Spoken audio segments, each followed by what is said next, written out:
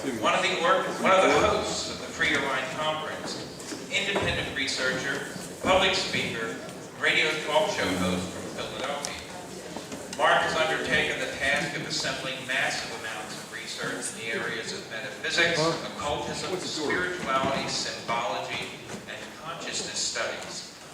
In 2007, Mark began presenting this information in the form of a unique lecture series entitled What on Earth is Happening?, with the intention of bringing the implications of this body of knowledge to greater public awareness. In 2010, Mark began hosting his own weekly talk radio show called What on Earth is Happening?, which is broadcast live every Tuesday evening and simulcasted in part on Oracle Broadcasting as part of the Intel Hub radio show. Mark is a passionate, compelling, and absolutely focused speaker, and his presentation this evening will indeed free your mind. Ladies and gentlemen, Mark Passion.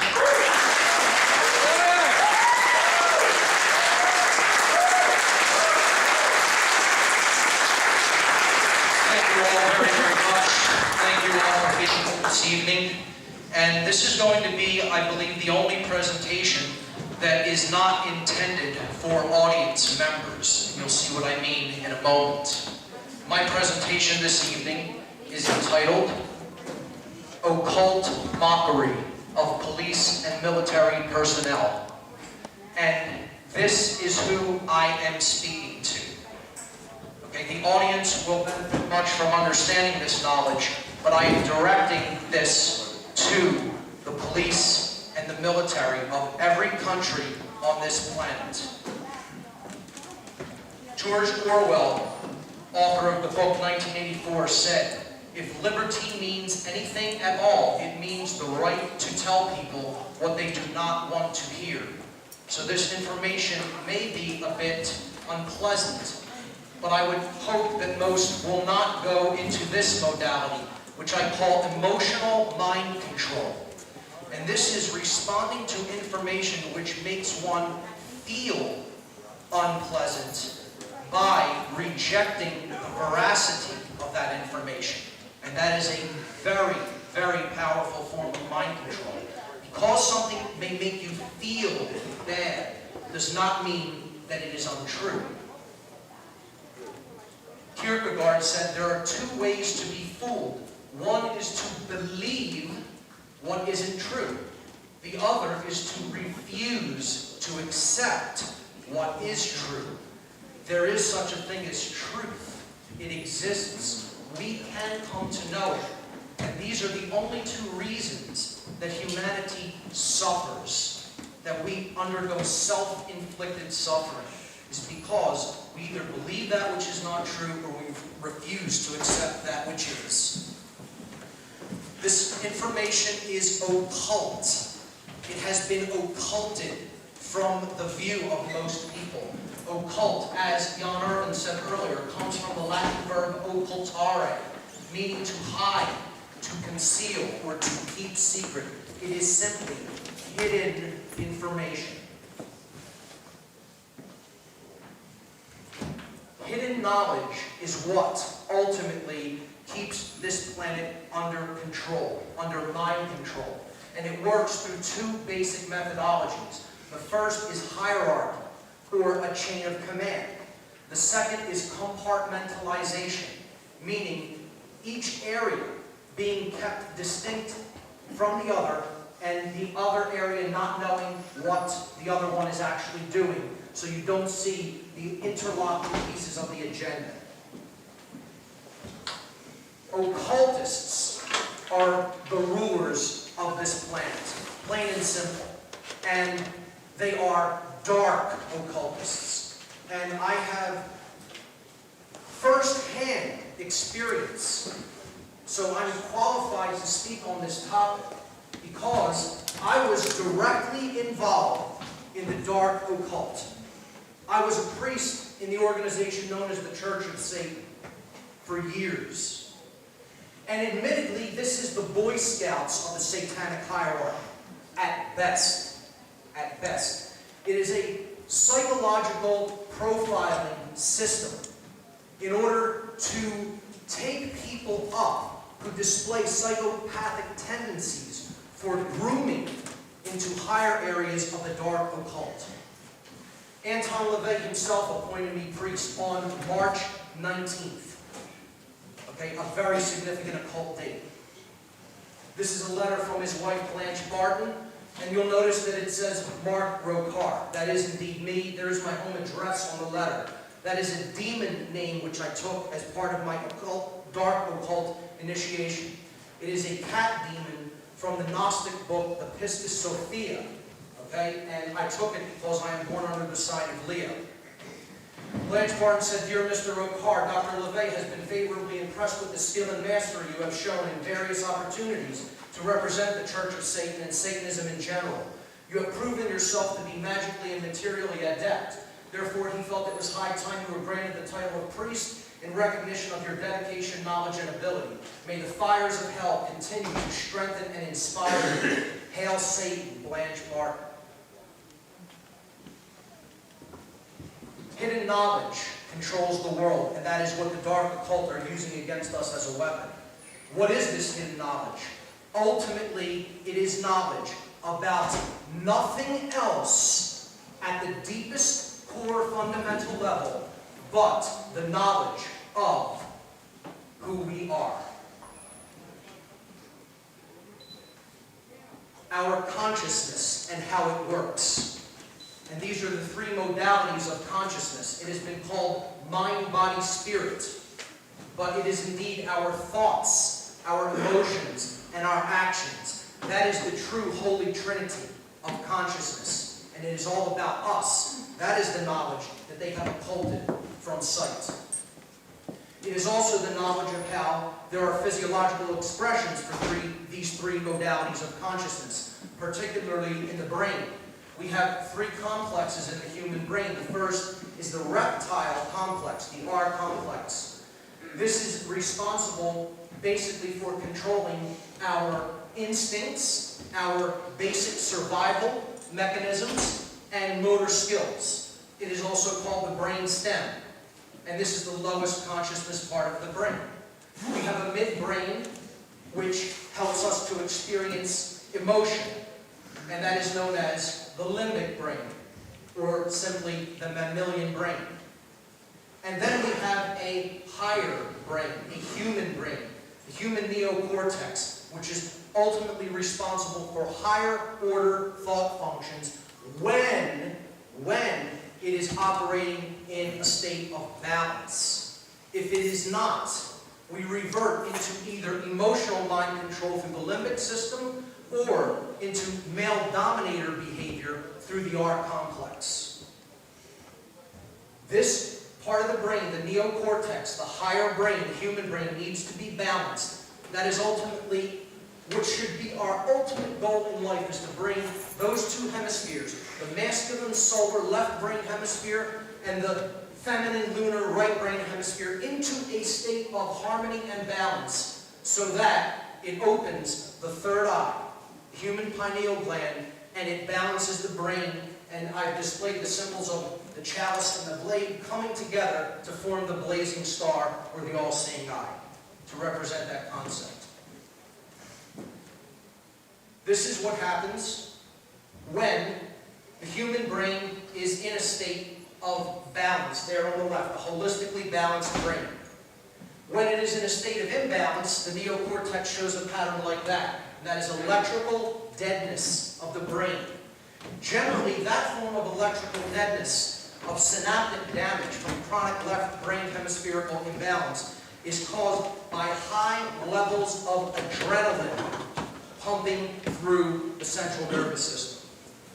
Well, when we think about high levels of adrenaline, that brings us to these two groups of people. There is a lot of physical brain damage that has taken place. Make no mistake about it. And I'm going to talk about how the dark occultists who own these people, own them, feel about them, or as you will see, don't feel anything at all about them. As a matter of fact, they are the most mocked individuals on the planet. If you think that they have contempt for the general sleeping public, you haven't seen anything. They call the general public, dark occultists, they have two terms for people that I've only ever really heard them use. They call the general sleeping public the dead. The dead is what they refer to the public. Because their rationale for this is, if you do not have activated thoughts, activated emotions, and activated actions, therefore you are completely unconscious and therefore not truly alive. And therefore, we may treat you however we wish to treat you. If you think that's bad on how to think about someone, another living being, wait till you hear what they call these individuals. They call these individuals, and from first-hand experience, from their lips to my ears, they call these people our dogs. That is their name for the military and police. Our dogs. I have also sometimes heard them referred to simply as our pets. This is what they actually think of these people, as human pets. Human pets is how the dark occultists view the military and the police. And that can make you as uncomfortable as it gets, but that is the case. That is the truth.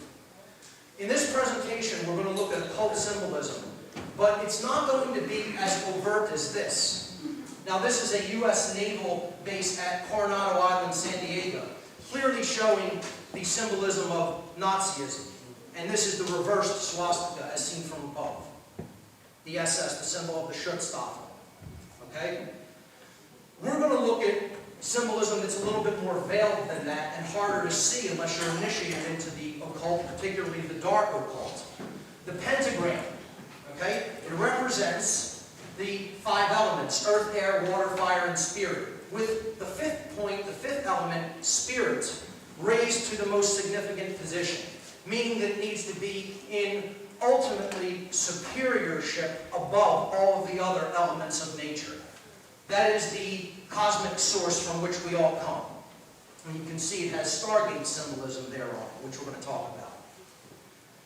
The ancients would often depict the pentagram with a man or a woman with its head at the top point, representing the spirit, and then its extremities at the other 4 points, representing the other elements. And this is a pentagram in its proper aspect and in balance, representing a person who understands their divine nature.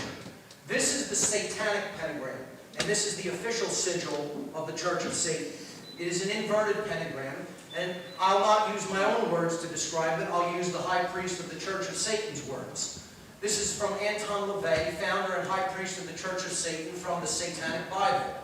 The Baphomet, which is what that emblem is known as, represents the powers of darkness combined with the generative fertility of the goat. In its pure form, the pentagram is shown encompassing the figure of a man in the 5 points of the star, 3 points up, 2 pointing down, symbolizing man's spiritual nature. They're telling you right there, they understand we have a spiritual nature. They know this. They know this, okay, but they propagate the exact opposite of it. In Satanism, the pentagram is also used. But since Satanism represents the carnal instincts of man, or the opposite of spiritual nature, the pentagram is inverted to perfectly accommodate the head of the goat. Its horns, representing duality, thrust upwards in defiance. The other 3 points inverted, or the Trinity denied. And that Trinity is not the Christian Trinity as it is commonly known, but it is indeed our thoughts, our emotions, and our actions, which the dark occultists seek to suppress at all times. All 3 of them, to keep in a state of deadness. Now, let's look at where the pentagram is used in military and police symbolism. The first and most obvious is the U.S. Army, which its sigil, its emblem, is simply a giant star pointing upward. The star pointing upward, in its proper aspect, represents sovereignty, self-ownership, as Larkin Rose so eloquently explained. This is being your own master. You're controlling your own destiny in life. not taking orders from other people, not having anyone else lead your mind or your actions, your behavior. And you're not going to get that in this institution. You're going to get the exact opposite of that. But they're putting that symbol there as the symbol of that institution to convey the concept of sovereignty in proxy. This is how symbolism works. Because that symbol goes to the subconscious, and the subconscious already knows the meaning of the upright pentagram. There it is on the third eye, which we're going to see repeated over and over again, of good old Uncle Sam. Here it is, upright in a 5-star general's emblem. The U.S. Air Force, I threw this one in here, it's pretty unique. This is their emblem. This was in Freeman's presentation a few times. Now, on first look, you might not see this, but I'll highlight. There's the star, okay, upright again. But if you color the different components differently, I think you can see a different shape comes out. And that is indeed the face of a demon. I don't know if you can see that there, but it's an angry, scowling demon with, its eyes slanted downward. And indeed, that is what the Air Force basically acts like. They swoop in from above. That's similar to the face of an owl as well, a scowling owl, which is also another dark occult symbol. Here's the inverted pentagram on the Victoria Police's logo. Now, whose right are they upholding? The people of Victoria, or are they upholding the British Crown? Well, I think you can tell because the British Crown is in the superior position. And that is who they're serving, not the people. There you see on the inside 5 stars again, all pointing up, representing sovereignty, of which this organization has nothing whatever to do with. Here's one of the most satanic emblems on the face of the earth, a military medal of valor, which people would hold in a complete different light unless they understand the esoteric dark occult symbolism that it contains. We'll get into more of it later, but I just wanted to point out clearly there an inverted pentagram with the goddess symbolism there in the middle of it. The goddess, in different ancient traditions, represented our emotional aspect, the sacred feminine, which Laura Eisenhower so eloquently went into yesterday. And that is put right into the middle, into the heart of the inverted pentagram. And we'll see there's even more covert symbolism on that later. The inverted pentagram can be found geomantically, okay, put into the Washington, D.C. street system. This is called a Faustian pentagram with one broken arm. I won't get too deep into that. But this building right here is the White House. And that's the Commander-in-Chief of the Armed Forces. And an inverted pentagram points directly at the White House in the Washington, D.C. street system. The Pentagon, the place where war is waged from in this nation, imperialism, okay, is the very hub or the heart of the 5-pointed inverted pentagram. Here it is on the FOP's logo, a Masonically connected institution. And again, I make a distinction. There is such a thing as true, esoteric, positive, light Freemasonry versus what has become a completely infiltrated institution, dark Masonry. And the lodge system is in a state of disarray. And I know there are some Masons right in this room. And I'm doing this on my podcast right now. The shows I've been doing are all about Freemasonry recently. And you can see the distinction that I'm making between true Freemasonry and dark occultic Masonry. And there's a world of difference between the two. Here we see the inverted pentagram again on the third eye chakra, put right on the forehead of the person who's being mocked occultically by putting it there. They're telling them they're in a state of total denial of their own spiritual nature. And they're putting that emblem right there and they can't see it. The all-seeing eye is the next symbol that needs to be understood. This is a commonly misconstrued symbol. What it ultimately represents is the balanced brain hemispheres combined with the heart. So it's the heart and mind come to full expression. And this is a symbol that is co-opted and perverted. and come to be used or identified with the dark occultists. However, that is not what it really represents. What it really represents is light. It represents balance. It represents the light of the Creator, the true Creator. Okay? It represents thought, emotion, and action in unity, non-dual consciousness. Now watch the eye there, up there. Ultimately, that's what it represents. There it is, the human pineal gland in the center of the head. Awakened. It is open. It is our one eye, the spiritual vision that only activates and comes online when we become awakened. The Dark Occult wants to put that light out from the world to build their new world order. This is the world they want to build. They want to finish that pyramid of stone, of block, of bricks, which block us from our true nature. They want to build a world of darkness with no light in it, where they rule from the shadows. And they have all the light in a state of disconnection with everyone else. So this is a dual symbol, and it needs to be understood as such.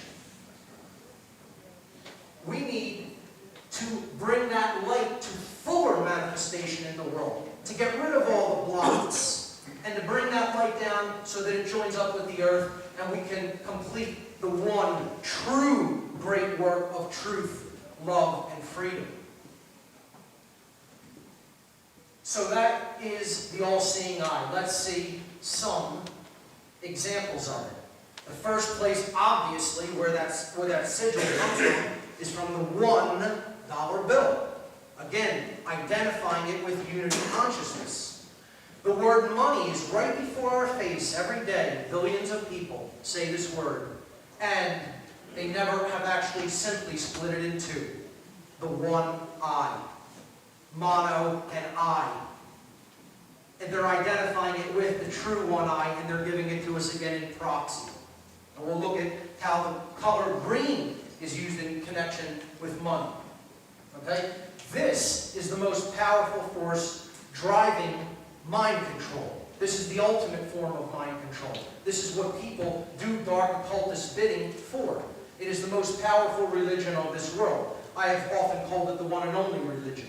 No matter what religion somebody is, they believe in this. It is the most powerful God of this world. It has taken the place of the true God of creation. Just like in They Live, the hero looks at money without his sunglasses where he can see in an awakened state, and he just sees a $1 bill. But put on the glasses, what does it say? This is your God. Let's look at the frequency aspect of this whole system of control through symbolism, which we'll see come up over and over again. They color money green here because they want to attach it to several ideas. The first is balance. Green is the middle of the visible spectrum of light. It is the color of balance in the frequency range that the human eyes can perceive. Therefore, it comes into the middle of our vision. And that's a theme that's going to come up over and over again. We see that the rainbow energy wheels, known as the chakras, okay, go in frequencies from red and then up through the violet to the crown chakra, from low to high frequencies. The heart chakra is right in the middle. So that is the center of self, the heart, okay? And it's colored green. And interestingly, the Anahata chakra is a 6-pointed seal of Solomon, the blazing star, which we've already seen. There it is. Green is the color of nature. Nature provides this color in the greatest abundance because this planet is attempting to love us. And we return it for money and for the jobs that we feel we must do with rape. That's what we return the planet's love with in general. But green is the center of nature, in addition to being the center of self. It is also, as we've already seen, the center of consciousness, the balancing of the blue frequencies of the right brain with the red of the left brain, which is why I color those that way. This is why they use the color green for money, to represent balance, to represent enlightenment, to represent love, to represent nature, and it's none of these things and never will be, because it's a figment of your imagination. It does not exist in nature, just like government does not exist in nature. So this is all about frequency control. And we're going to get to how that's used for police. Namely, how they split these two imbalanced frequencies to control people. It's the colors of the American flag. It's the colors of sports teams. It's the colors of political parties. Two bonesmen there, as Freeman talked about. Who are you going to vote for? They're both Skull and Bones members. So, look at the frequencies that are used with police.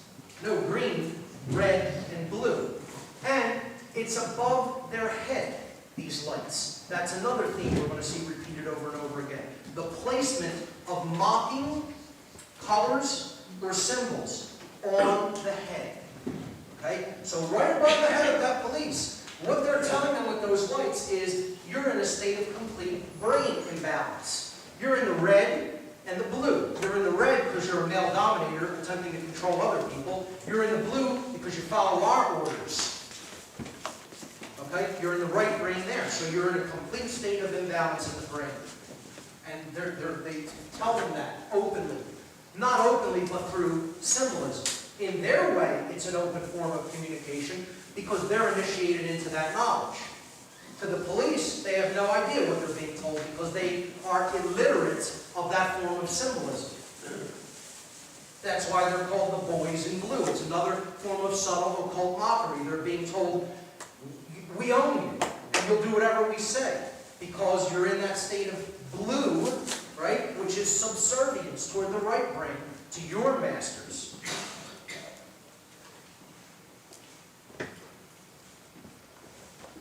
The hierarchy system works through the secret society networks. This is also why the Blue Lodge degrees are the only 3 degrees in general that Fraternal Order of Police members move up through. This is called porch masonry. Okay, not being initiated into the higher levels of knowledge, but basically operating in a form of a brotherhood of you scratch my back, I'll scratch yours.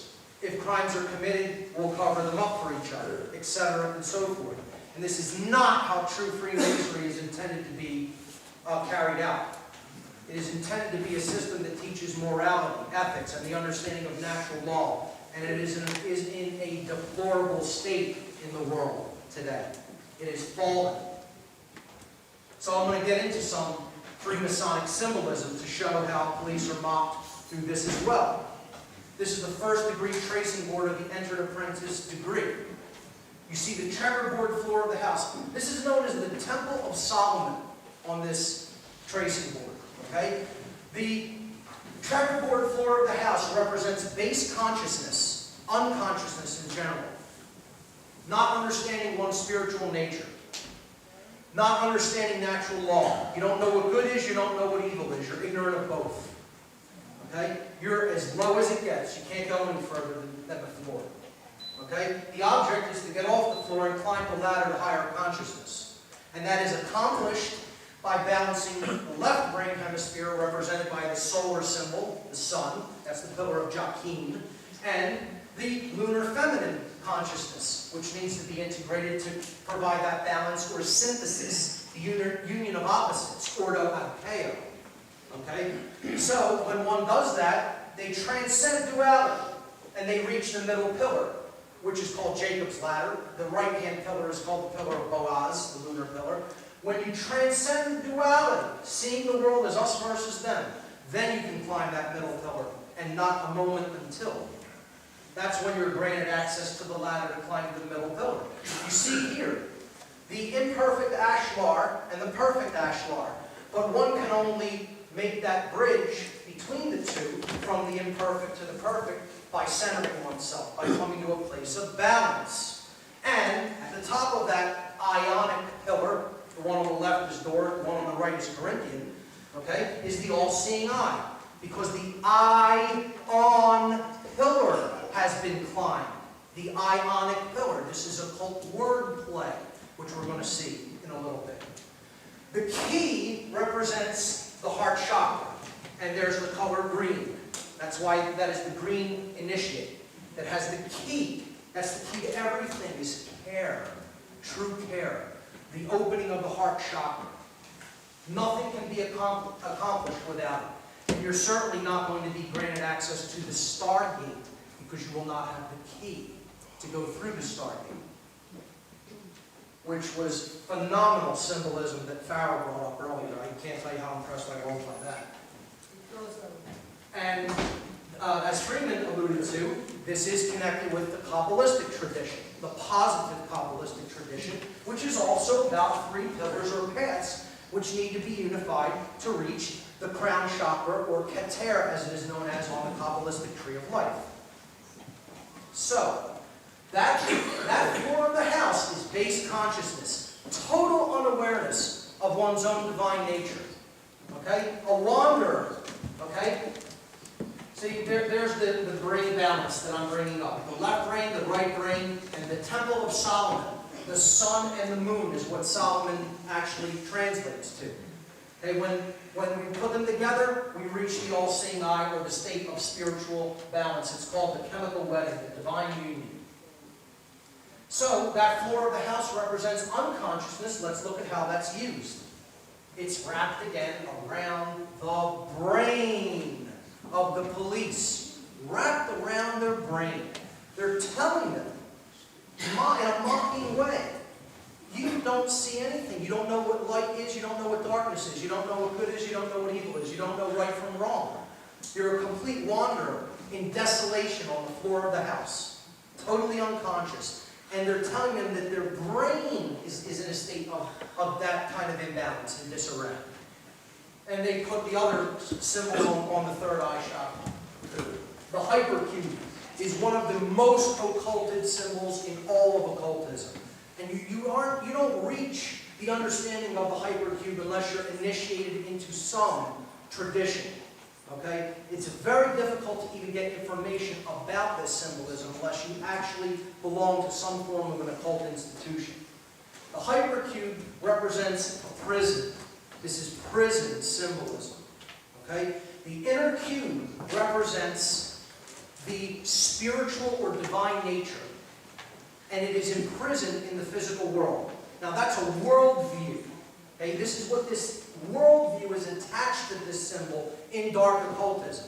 I'm not saying that the entire physical universe is a prison. I'm telling you that that's how dark occultists use this symbol. Okay, so this is everywhere actually, the hypercube. In my research for doing this presentation, I found it everywhere. And there were many examples, so this will be a little bit of a longer section. This represents dimensions or densities. 0D is the point. We extrude the point for 1D, we get a line. We extrude the line and we get 2 dimensions. We extrude the plane and we get 3-dimensional space. But then, what happens if we try to extrude a cube? Well, this is what the extrusion of a cube looks like, depicted in a 2-dimensional projection. And that's another way of looking at the hypercube. Okay? That's 4-dimensional space-time. Okay? This is what the hypercube looks like if you visualize it in 3 dimensions. An ever-rotating prison of sorts. Okay? It always morphs into itself and never goes anywhere. Okay? This is a piece of dark occult symbolism. It is not just only used in a dark occultic way, however. Okay? But I'm just explaining, this is the mindset that dark occultists see and use this symbolism in. Alright? There's the 3D model and the 2D projection, which looks like an octagon in the 2D projection of the 4D hypercube.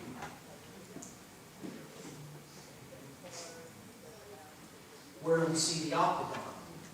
Again, on top of the crown chakra now.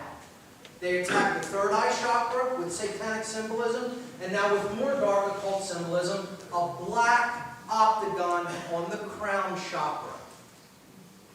There it is.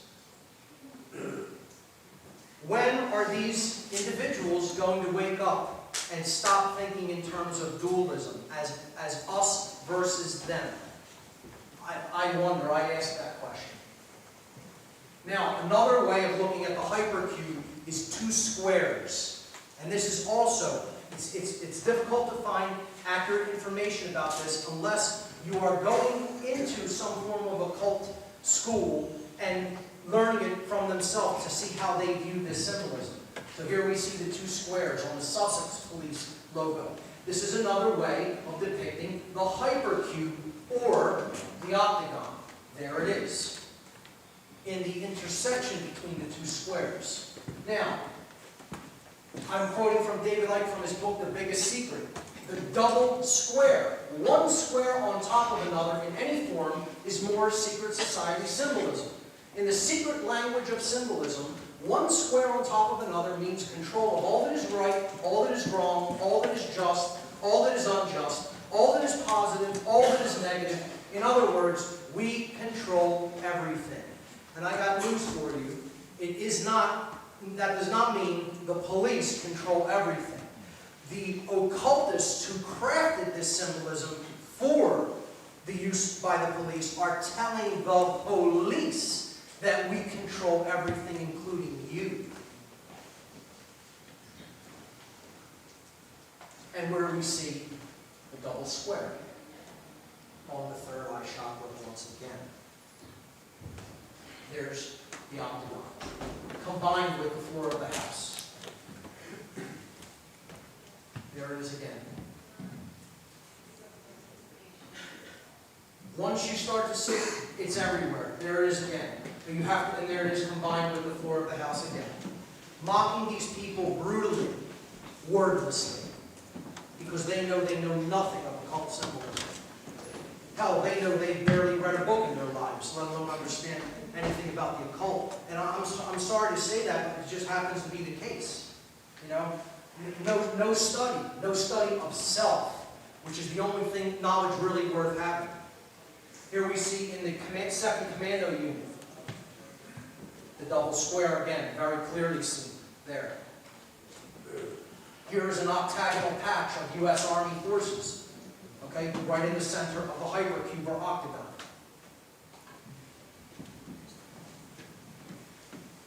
Again, returning to that medal of valor, which I said is one of the most vile symbols out there, with the inverted pentagram.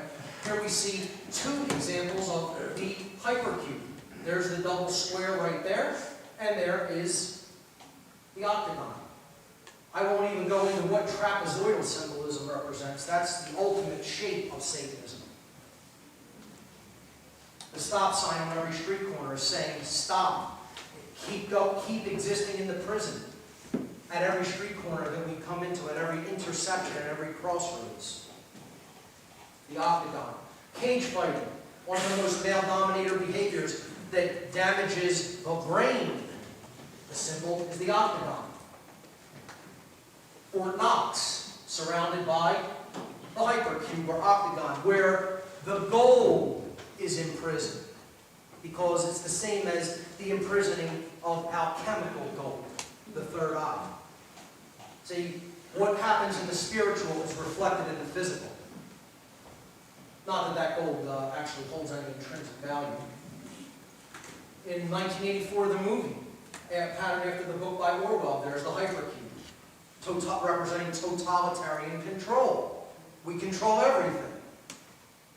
I mean, how many more examples would we need? Let's get into words, because words ultimately control the world. If we don't understand how occultists use words through what's known as green language, which you can only really understand if you balance the brain hemispheres, this is occult wordplay. We look at the word police, break it in half. Pole ice. Okay, so pole ice. Right? Pole ice. They're referring to the middle pillar. This is dark Masonic mockery. If you're being called pole ice, well, what does that mean? That means you're acting as an agent on that middle pillar that is preventing anyone from climbing it. Try to climb an icy pole. See what happens. You're not going to make it very far. And that's why we're not really making it very far. We're stagnating. And the stagnating force, this is what these people are being used to do, to stagnate the spiritual evolutionary development of humanity. They don't even know that. Pole eyes, they're being called. The identity in a state of duality. Okay? Not just conflicted with other people, but conflicted with themselves. As Larkin said, nobody can put any obligation upon you to do what you feel is not morally right. And these people are continuously doing things that they know in their heart of hearts is not morally right. But they're doing them anyway because they're too afraid of the consequences of not doing them, of stopping taking certain actions, having the courage not to do something, to say no. You know, so they keep doing them. And that's called a cop-out. A cop-out. Okay? They call them the pole eyes. Okay? Another green language word pun. All right? Because they're seeing things in duality, not in the unity consciousness. And here's what the Bible has to say on unity consciousness of the one eye. The light of the body is the eye. Therefore, when your eye is single, your whole body is full of light. But when your eye is dual, your body is full of darkness. From the Gospel of Luke. After looks, the light. Okay? Officer. Well, they're police, but they're police officers. This one is even more overt. An off-eye sir. Off-eye sir. Just break the letters down. An off-eye seer. Off-eye seer. Well, if you're an off-eye seer, that means that the third eye, or the one eye, is dark. It's gone out. The light of self is extinguished. Okay? It's a symbol to represent the murder of the soul, the extinguishing of the divine spark within us. And that is how Dark Occultists see the police and the military.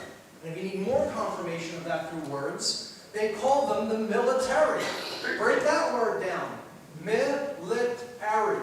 Now just change the vowel sounds to long I sounds instead of short I. Because that's how green language word play works. And it becomes my light awry. All we did is make the vowels long. Okay? My light awry. Well, if your light has gone awry, you exist in a state of darkness. And a soldier is being called a soul dyer.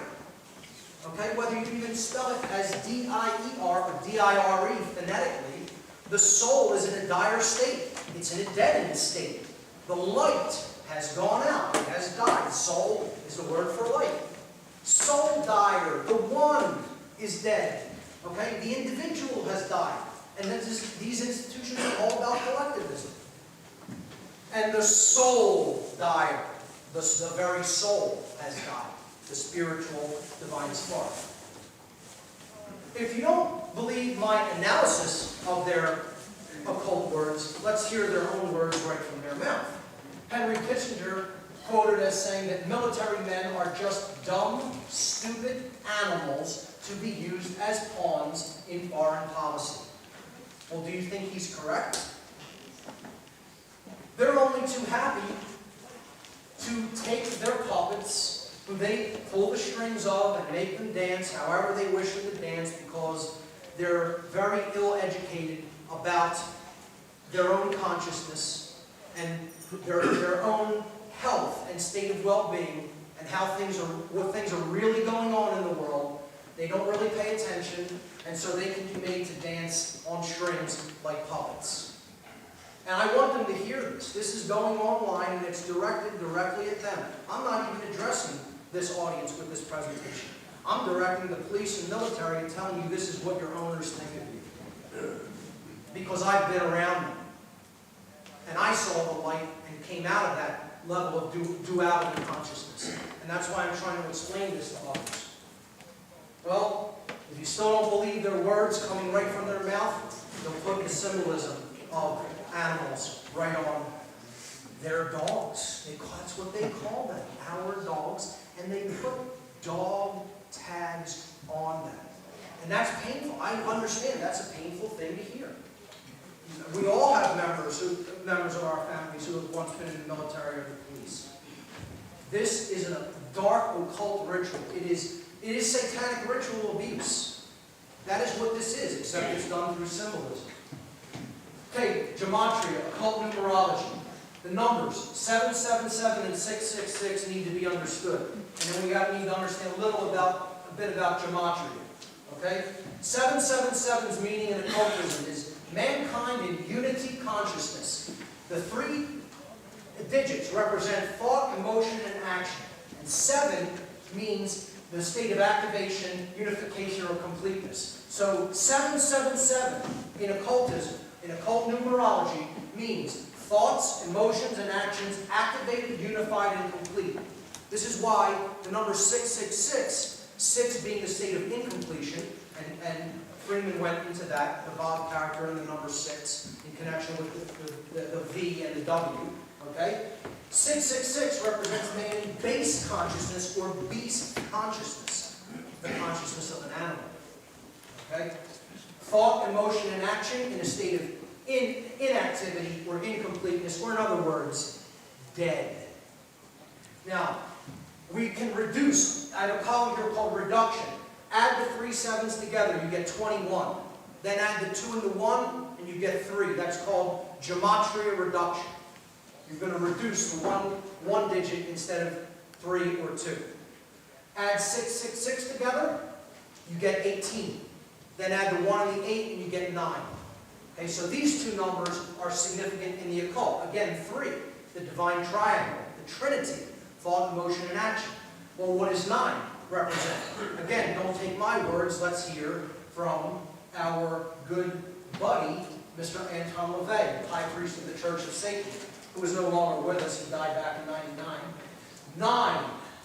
Number 9, despite others' attempts to identify a certain number with Satan, it will be known that 9 is his number. 9 is the number of the ego. For it always returns to itself, no matter what is done through the most complex multiplication of 9 by any other number. No matter what is done through the most complex multiplication of 9 by any other number, in the final equation, 9 alone will stand forth. We're going to see what he means by this. This is quoted from his book, The Satanic Rituals. And again, this is Cub Scouts of Satanism, compared to where it goes. Okay? The properties of 9, which represents ego and base consciousness. The column to the left is the addition properties of the number 9 in arithmetic. No matter what number you add, grab my laser pointer. No matter what number you add to 9, okay, after the reduction of the addition, you return to the same number. 1 plus 9 is 10, add the 1 and the 0, you get 1. You can do that with any series of numbers, and it will always return to itself. This occultically means that adding ego to anything changes nothing. You cannot create change through ego. 9 times anything, the multiplicative properties of the number 9, always returns to 9, which is what LaVey was saying in the last quote. Okay, anything you multiply 9 by, you add the digits together, you will return to 9. This means when ego is multiplied, you only get more of the same thing. Again, no change results. Now we understand why it is equated with the number of the beast. And indeed, LaVey was indirectly telling you, yes, it is 666, is the number 9. He just wanted to occult that a little bit for the reader that didn't really understand Gematria. Okay? The goal of, I'm sorry, go back there. The goal of consciousness needs to be to rise out of that state of base consciousness from the 666 or the beast to 777 or the number of man's completion. Okay, which is coming online in thought, emotion, and action, and unifying those 3 principles such that as we think, so we feel, so we act, and there is no contradiction or duality between those 3 principles of consciousness. When we do that, we have risen from the 9 to the 3. And that is why this number, 93, is one of the most powerful occult numbers in all of occult numerology. It means love, the will, and the ascension to higher states of consciousness. For one has transcended the 9 and gone to the 3, or the state of completion. In other words, the imperfect Ashlar has become the perfect Ashlar. Therefore, the number 911, which we all know a lot about after 2001, okay, is the number of falling short of the number of will. And again, this is occultically mocking not only the police, but the people who call them to solve their problems for them that result from base consciousness. Every time that number is dialed, it represents a failure of love, of the will, and of a transcendence or ascension to higher levels of consciousness. Therefore, we add the 2 ones, we get the number 92. We have fallen short of the 93. Love, the will, and higher consciousness. Okay, so I've illustrated that a little bit in the next slide. Okay, 92 out of 93 is where we got to. We didn't quite make it, right? So we do the reduction symbolized by the arrows. Excuse me, the arrows. 92, add the 9 and the 2, you get 11. Add the 2 ones, you get 2. At the bottom, add the 9 and the 3, you get 12. Add the 1 and the 2, you get 3. That's Gematria reduction. We come out to 2/3, and that is a repeating 6, which basically means eternal failure. Always 6. Forever. And that's the definition of hell, which is what this world is rapidly becoming if we don't wake up mass numbers of people, not just small rooms like this. The FOP's logo has significant gematria in it because it is a dark occult sigil. F is the 6th letter of the English alphabet. This is English gematria. Okay, A, B, C, D, E, F, 6. Okay, O is the 15th letter of the English alphabet, and P, right after O, is the 16th letter of the English alphabet. So let's look at how these add together. The 1 and the 5 from the number 15, representing O, adds to 6. And the number P, representing the 16th letter of the English alphabet, reduces in gematria to 7, adding the 1 and the 6. Therefore, these 3 digits represent 6, 6, 7. And you can see the checkerboard floor of the house, the all-seeing eye, a Masonic first-degree grip, okay, and the words Jus Fidus Liberatum, which means justice, brotherhood, or fidelity, or loyalty, and freedom. Okay? And anything but is what you're going to get with this institution, because they are serving the dark occultists that they have no idea even exist, let alone control their minds and mock them continuously. Okay? So, 667, well, what's that number mean? Well, in relation to 666, it's not quite the beast, is it? It's just a little bit beyond it, right? Because it means in thought, they're 6. In emotion, they're 6. But in action, they're 7. That means that they're acting without thinking or feeling. Acting without thinking or feeling. That sounds a lot to me like just taking orders and not caring about what the results of those orders are. It sounds a lot to me like Nazism or Satanism, because Nazis were Satanists. I mean, look into their rituals that Himmler did in Wewelsburg, and you'll find out how satanic they are. As a matter of fact, the group I had some affiliations with, but never was an official member of, the Temple of Set, the high priest of that institution, Michael Aquino, actually traveled to Wewelsburg to conduct occult workings in the place where Himmler conducted them. He loved this guy. He thought Himmler was the greatest thing. He actually owns a dagger from Himmler. And as Jay talked about yesterday, they're big into trauma-based abuse as well. Aquino was an expert in electroshock abuse, and he was pretty much getting ready to be brought up on charges of child trafficking and pedophilia, but of course it didn't stick because his owners wanted to continue his dark satanic activity. So that symbol there represents being one who is willing to act without truly thinking or feeling. But moreover, we see the pillars of the first degree board as seen from above. Just imagine that first degree board again. You're viewing at it from above the Temple of Solomon now, right? Well, the pillars of duality have been turned upside down, right? This is the pillar that's beyond the checkerboard floor. This is supposed to be over here, and these two pillars are supposed to be down there. But they're reversed on this satanic sigil.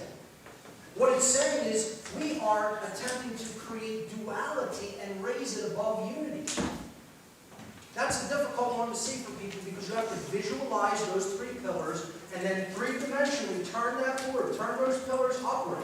So if there was one pillar here and there's two over there, right? You're going from unity toward duality. When there's two out here, you're going backwards like this, and there's one in the back, you're transcending duality and traveling toward unity. So what's being said here is we are raising in the superior position the concept of duality above unity consciousness. And that is indeed what the police represent. There it is. Why do they continue to behave as such? These institution members. These institution members. The word institution means the same thing for a big hierarchical and compartmentalized structure and an insane asylum. Another word play, right? Because they're in oppositional consciousness. And the word opposition is connected with dark occultism. The word Hashatan is where we get the word Satan. It's a Hebrew word originally. Hasatan is written there on the right in Hebrew, and it means adversary or opposer. It's the root of the English word Satan. Simply, oppositional consciousness in which one acts without thinking or feeling is the hallmark of the ego gone completely haywire, and that's called Satanism. That's the religion you serve, whether you understand it or not. If you exist in that mindset, you are a Satanist. I know I'm not addressing anyone in this room, but I am addressing people who will be seeing this on many video websites and on the Free Your Mind Conference website after the event is completed. Because I don't exist in that state of oppositional consciousness or fear. I'm putting this out there no matter what it means, because I know my divine nature. I know what I'm here to do. I know who I am. And I'm not afraid of anybody or what they could do to me in this three-dimensional reality. They also act the way they do because they're under bombardment from different poisons, namely from food, which we talked about today a little bit, from drugs and medications that they don't need, and the satanic pharmaceutical cartels propagate continuously. Never look for a cure, only look to treat symptoms and imbalances. You know, the media you take in is just as important as the food you eat or the water you drink. We all know that in this room, but you know, again, the people, unfortunately, who are doing these dark occultist bidding in these institutions, sadly, you know, this is the kind of poison stream they drink from. They plop down in front of the television, they're reading the newspapers, they're going deeper and deeper into mind control because they don't read. Jan Irvin likened the word liber in Latin, which is the word for book, and the root of liberty, freedom. Freedom and reading go hand in hand, and they cannot be separated from each other.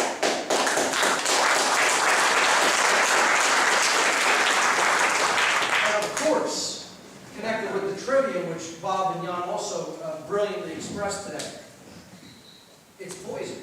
It's an outcome-based education system, a Soviet and Nazi-based system. It's a satanic education system. And again, that will offend many people. Well, it happens to be the case. I understand people have good intentions. Excuse me.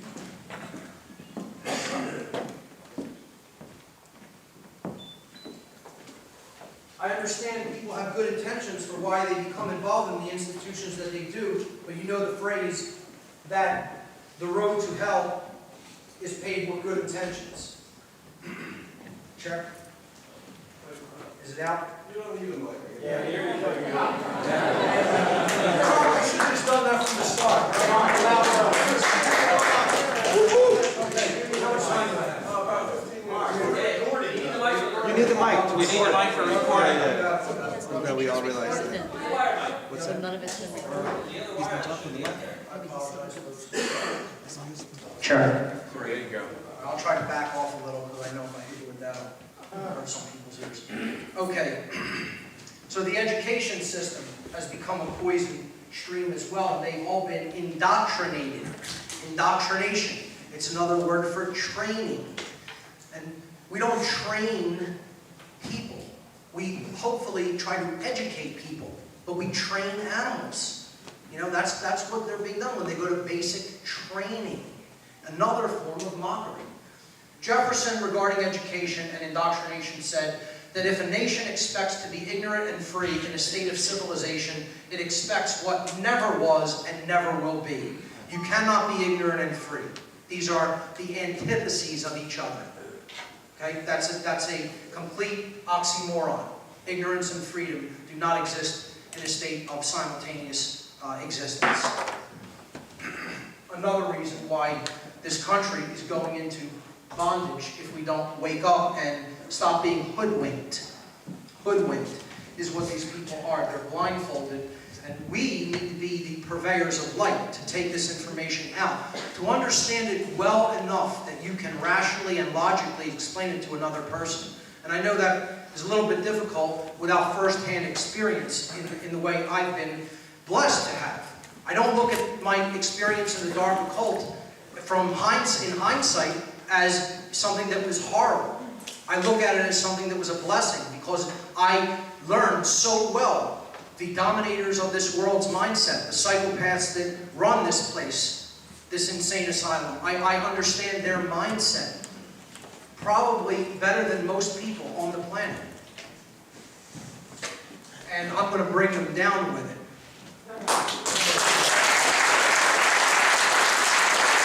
Along with the help of other people who value freedom in this world.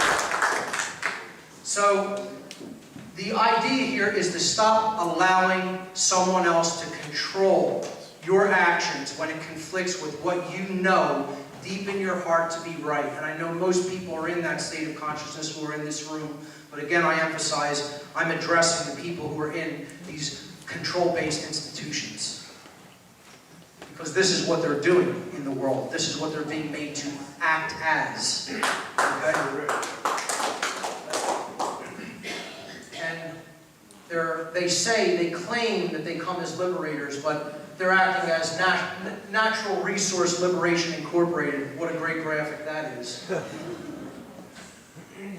And sadly, this is a very difficult image to look at, but this is also what they're being used to do. Torture human beings and traumatize them into even lower states of consciousness.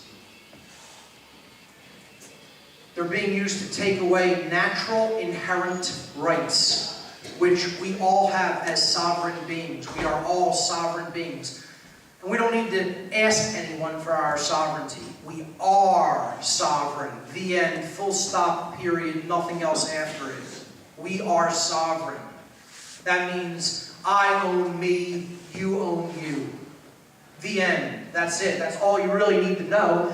But these people are attempting to subvert other people's natural sovereignty and take away free speech and freedom of assembly.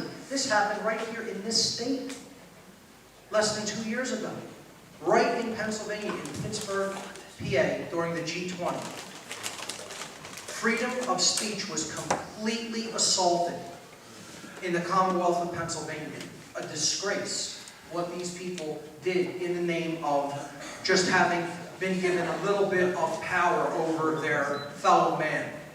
You know, because someone told them that they have that right. And they don't have that right. But this is all it really equates to. Because the person really doesn't have self-respect at a deep level. They feel inadequate. And it often derives from a couple of things. How they've been treated as when they were young. The conditions they grew up in. You know, there are influencing factors. But I say there are no cop-outs. No cop-outs for that. Julian Huxley, a eugenicist, said this statement. A really efficient totalitarian state would be one in which the all-powerful executive of political bosses and their army of managers control a population of slaves who do not have to be coerced because they love their servitude. Now I know we generally apply that to the general unawake people. But I want to specifically address and relate this statement to the police and military, because they're not only acting as the regular slave who loves their servitude, but sadly, they're acting as the slave that is given a little bit more power over the other slaves, thinking that they have a right to control them. And this is a concept in the Civil War which was known as the house slave. And that is what they are acting as. I'm not saying that's what they are in the core of their being. I'm saying that is the role that they are playing and falling into because of the level of mind control that they are under through the belief in authority. And again, it's all based on fear, the fear of what would happen if that system wasn't in place, what would happen if they weren't still used as the battery, because that's what they are. They're used as the fuel that powers the New World Order agenda, that powers the dark occultist wishes, not even their own wishes. They're given a pittance, okay, to do this to their fellow man. You know, a pittance. And they take it because they feel superior. They get this illusionary sense of power over other people. They have no power over anyone and never will. They just believe, they have an erroneous belief that does not exist in nature. It does not exist anywhere, this concept of authority. Thank you. So, they are acting in this role. Here you see this hierarchical system that is a symbolic representation of the world that we live in. And with the elite at the top saying, we rule you, and ultimately the power of the one God of this world, which is the monetary system, which is what everybody does these immoral activities for a paycheck, and not a very good one at that, even by monetary standards, okay? And that's the proxy, again, for balance and awakening and the true sovereignty and the true spiritual nature, which is what everyone truly, really wants and desires more than anything else, is to come to that full expression of light and awakening. And that's why they take advantage of that and put the frequency of balance and the symbols of balance on that money. Because they're trying to position it in proxy as the true God of creation. That's why it's depicted there at the top. And don't get it twisted and think that I'm some kind of a socialist because I'm saying money doesn't exist. That's another form of control. They're two sides of the same coin. It's all about authoritarianism, the belief in authority.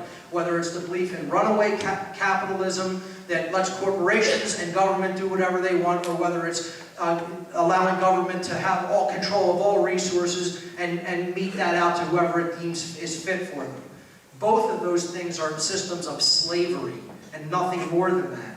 So they position, underneath here you have the priest class, which is saying we fool you, and underneath that the military and police classes, which say we shoot at you, because they see things in a state of us versus them, and they're just living for the pittance that their masters above them dribble down to them.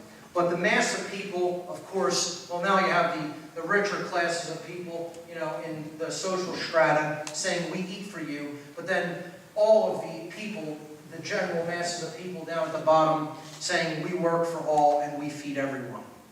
And this is the system of hierarchy and compartmentalization that we're currently locked into, but it's not going to be around for much longer because this information is going to reach more and more and more and more people's eyes and ears, and it's not going to stop until this system is brought down.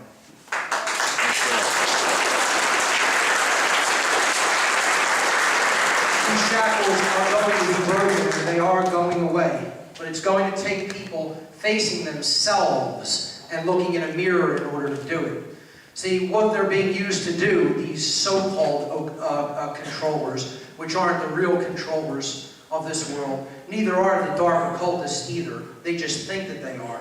And you know, I don't want to stop calling them the elite. That term should not even be applied to them. They're the elite of nothing except a sewer. That's what they're the elite of. Okay? The true elite people are the people in this room, okay? The people who have awakened themselves.